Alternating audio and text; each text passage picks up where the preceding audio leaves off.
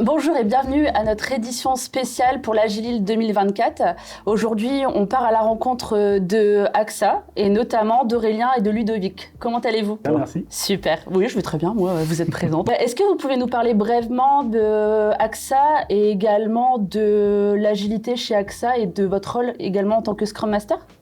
Oui, bien sûr. En fait, l'agilité au sein d'AXA a été introduite il y a à peu près une douzaine d'années de ça.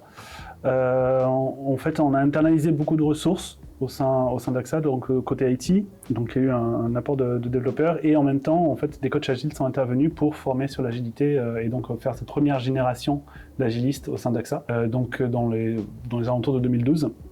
Et depuis, ça s'est développé, donc de quelques personnes, une poignée de personnes, ça s'est traduit à plusieurs centaines, quasiment un millier de personnes qui pratiquent ça tous les jours sur différents projets.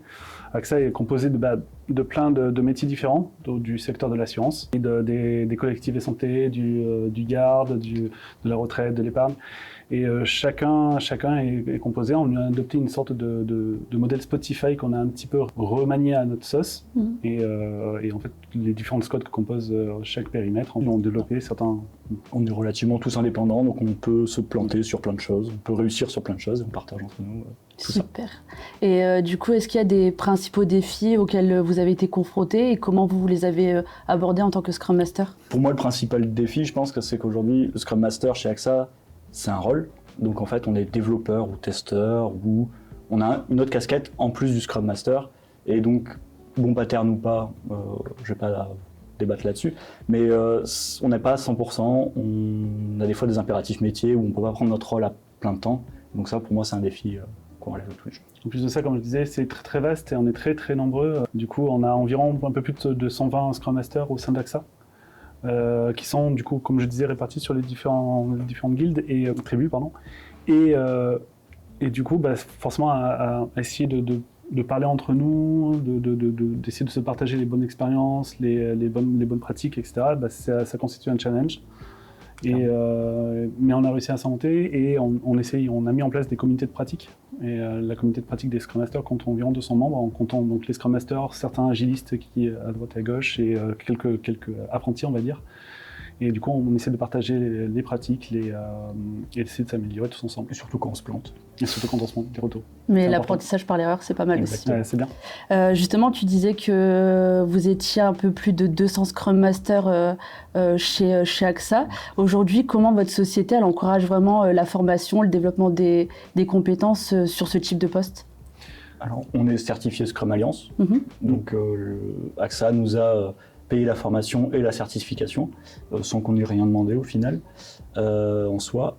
On a tous nos collaborateurs qui sont formés à l'agilité. Donc quand on rentre chez AXA en interne, on a tout un parcours de formation et notamment un gros module sur l'agilité. Donc quand quelqu'un intègre une équipe, il a tout un bagage sur l'agilité que tout le monde a eu et donc on parle tous de la même façon, on a tous le même vocabulaire et la même base sur la méthodologie agile.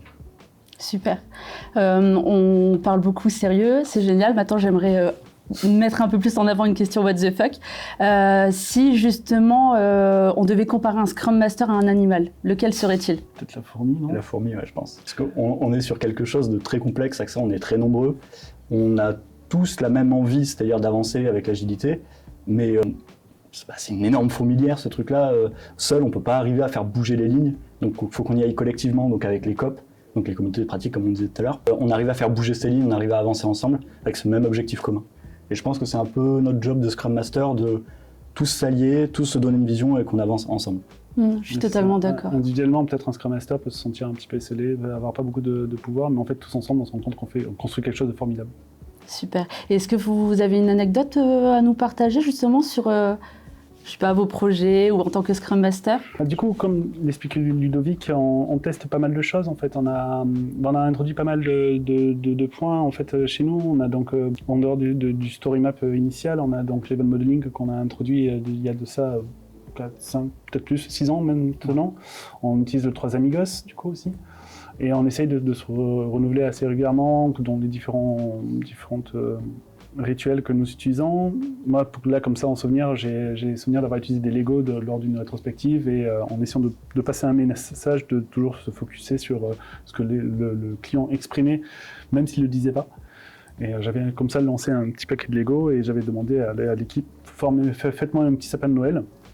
En me disant, ils vont quand même avoir le réflexe de me demander un peu plus de renseignements et en me disant, l'APO aura au moins ce réflexe et non, l'APO était la première à se jeter sur le Lego, à balancer un truc, etc. Et c'est que le test lead à la fin qui venait me voir en me disant, en fait, tu veux quoi juste Mais comme quoi, en fait, quel que soit le niveau, on peut toujours essayer de gamifier un petit peu les choses, essayer de donner des petites leçons et ça dans la bonne humeur pour faire apprendre, se rendre compte de l'amélioration qu'on a encore à parcourir. D'ailleurs, justement, tu parles de serious gaming. En tout cas, il faut savoir aussi que chez Nord Agile, on organise aussi des serious gaming et puis vous êtes tout simplement les bienvenus. Super, il viendra. Super. En quoi le poste de Scrum Master est crucial justement au sein d'une équipe, même si je le rappelle, le poste de Product Owner est très important également. En soi, normalement, on n'est pas censé être crucial, on est censé être inutile. Mais dans un monde parfait, on n'en sert à rien. Mais non, il faut guider les gens, il faut s'assurer que tout le monde respecte la méthodologie agile, on pourrait dire la philosophie agile même. Et je pense que c'est notre rôle, on doit bloquer ce truc-là, mettre des garde-fous au PO qui peut vite se transformer en chef de projet. Et on doit aussi continuellement s'améliorer, discuter entre nous pour, comme je disais, apprendre de nos erreurs, mais aussi apprendre de nos réussites et les partager. Toujours rester focus sur apporter de la valeur, en fait, dans nos applications, dans ce qu'on délivre, à tout moment. Dans les projets, dans les relations avec les personnes, etc. Ouais, je suis d'accord. Si vous deviez vous comparer à un super-héros, lequel serait-il ? Notamment, tout simplement, si on peut faire une comparaison avec le poste de Scrum Master. Doctor Strange. Ouais. Un peu le côté multivers, c'est-à-dire qu'il doit un petit peu aborder pas mal d'aspects différents, en fait, quelque part, entre le besoin métier, donc le métier en lui-même, mais également la famille produit avec le PO, etc., mais également la partie dev et la partie test. Il joue sur plein de tableaux, il doit tenir compte de pas mal de paramètres afin d'aider au mieux et de servir au mieux son équipe. Il y a un petit peu ce côté-là. Puis des fois l'équipe est la même et le docteur et le Scrum Master n'est pas le même. Ouais. Et du coup, je sais pas mal. Ouais, c'est pas mal. Vous m'excuserez, mais du coup, j'ai pas la rêve du Dr Strange. Comment vous voyez justement l'évolution du poste, ou je dirais même plutôt du rôle de Scrum Master dans un avenir proche, ou peut-être moins proche ? Je crois que tu avais parlé d'un truc comme ça il y a quelques temps. J'avais commencé à voir des articles qui commencent à popper justement avec l'intelligence artificielle. Et où on commençait à anticiper certaines formes, avec notamment des équipes où nous ne serait plus une équipe Pizza Team ou Scrum, enfin dans le sens 8-10 personnes, ça serait plutôt 2 personnes avec de l'IA. Et du coup, un Scrum Master, est-ce qu'il a sa place là-dedans ? Peut-être pas, ou peut-être sous une autre forme en fait. Et peut-être justement plus essayer de voir quel est le rôle à travers les différentes micro-équipes, je ne sais pas comment ils avaient appelé ça, et d'essayer de garder la cohésion et la communication entre elles. Et voir comment elles sont organisées. Donc il y a des chances qu'il y ait une sorte de révolution qui se fasse incessamment sous peu, dès que ça sera un petit peu plus présent dans notre vie de tous les jours. Avoir la tête que ça aura, mais je pense que l'avantage c'est qu'on risque de plus focuser à l'avenir en fait sur d'autres valeurs qui est plus celle de la réflexion de la conception et d'apporter justement de la valeur en fait, plutôt que du code ou d'autres choses. Enfin, tu vois, par exemple, l'intelligence artificielle dans l'agilité, alors ça peut paraître vieux jeu, mais moi ça me fait peur. Non, je comprends. Moi, ça me fait clairement peur. C'est normal et c'est légitime d'avoir peur en fait. Quels conseils, justement, vous pourriez potentiellement donner à des Scrum Masters qui essaient, en tout cas, de maximiser l'impact au sein de leur organisation ou tout simplement de leur équipe ? Moi, je pense que le conseil le plus essentiel, c'est écouter son équipe. C'est-à-dire qu'il ne faut pas qu'on parte avec une idée en tête, je vais faire du Scrum, je vais faire du Safe. Non, on va écouter l'équipe, on va voir comment elle fonctionne, les synergies qu'il y a entre les gens, et ensuite on va adapter notre méthodologie à ça. On va y aller, il faut leur annoncer qu'on va se planter, comme ça si on se plante, on va travailler, on va améliorer les choses, on va annuler ce qu'on a fait, on va travailler ensemble, mais il ne faut pas partir avec une idée en tête de je veux faire comme ça, je veux que ça tourne comme ça. Ça dépend trop de l'équipe, et il faut vraiment lâcher prise et l'équipe faire, laisser l'équipe faire. Et est-ce que vous avez peut-être des petits conseils à donner aussi aux personnes qui ne sont pas forcément Scrum Master, mais qui souhaitent devenir Scrum Master ? Accepter de se planter. Se faire confiance, savoir écouter, en fait. Et savoir dire qu'on s'est planté. Vraiment, en fait, il y a le phénomène école qui est encore présent, qu'on voit beaucoup dans les équipes. C'est-à-dire qu'on n'a pas le droit à l'erreur. En cours, on nous a appris ça, on n'a pas le droit à l'erreur, sinon mauvaise note, on ne réussit pas son année. Là, le but, c'est on se plante, on le dit. Et on apprend ensemble, on avance ensemble, on récupère les erreurs ensemble. C'est l'erreur de l'équipe, c'est pas l'erreur d'une personne. Erreur, ça veut dire que tu t'es planté aussi pas mal de fois de ton côté. J'ai fait des erreurs de malade et j'en sors grandi à chaque fois. Tout le monde. En théorie. Mais normalement, ouais, il faut se planter, c'est important de se planter. Mais il faut le faire en connaissance de code. On va se planter, qu'est-ce qui se passe si on se plante? On va limiter la casse aussi.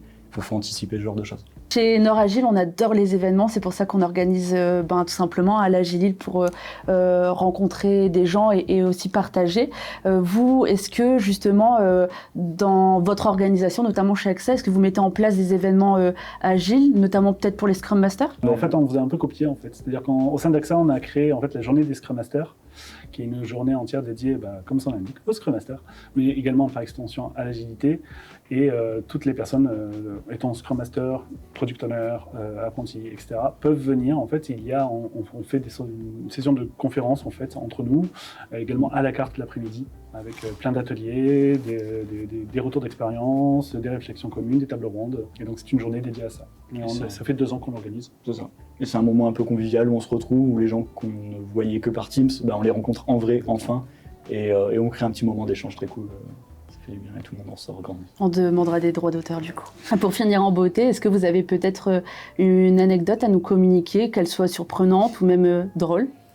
On utilise Draftio pour rétrospective pour d'autres ateliers. Parce qu'on est beaucoup en distanciel, donc c'est un tableau blanc virtuel où chacun peut aller coller des post-it et chaque équipe est assez indépendante sur la façon de faire.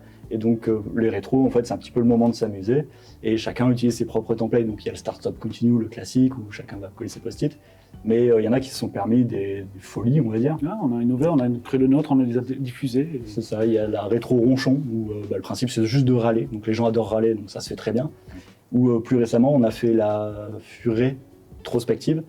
C'est une rétrospective qu'avec des furets déguisés partout. Mais des photos de furets déguisés sur Internet, ah oui, il y en a vraiment énormément. Non, pas des furies. Des furets, le petit animal, le mustélidé, déguisé. Et en fait, il y en a vraiment beaucoup sur Internet. Et du coup, la rétro, on était remplis. Ouais, on s'est bien marré. C'est l'occasion. On s'est bien marré. Mais ça permet de parler de sujets assez graves de façon très légère aussi. Donc c'est assez rigolo de voir une équipe qui aurait dû se mettre sur la tronche, mais en fait juste se marrer et se foutre un peu de la tête du Scrum Master qui a fait ça. C'est important de rire. Oui. On arrive du coup à la fin de l'interview. Vous allez devoir nous quitter malheureusement. Est-ce que vous avez peut-être un dernier mot ou un dernier élément à nous communiquer? Pas de mon côté. Non, je suis satisfait. Comment vous avez trouvé ce moment? Très agréable. Super. Merci de nous avoir invités. C'est cosy, c'est sympa. Sentiment partagé. Et on a hâte d'être à l'Agile. Nous aussi. Du coup, on se dit rendez-vous les 27 et 28 juin 2024 pour l'Agile 2024. Merci. Pampo. Merci.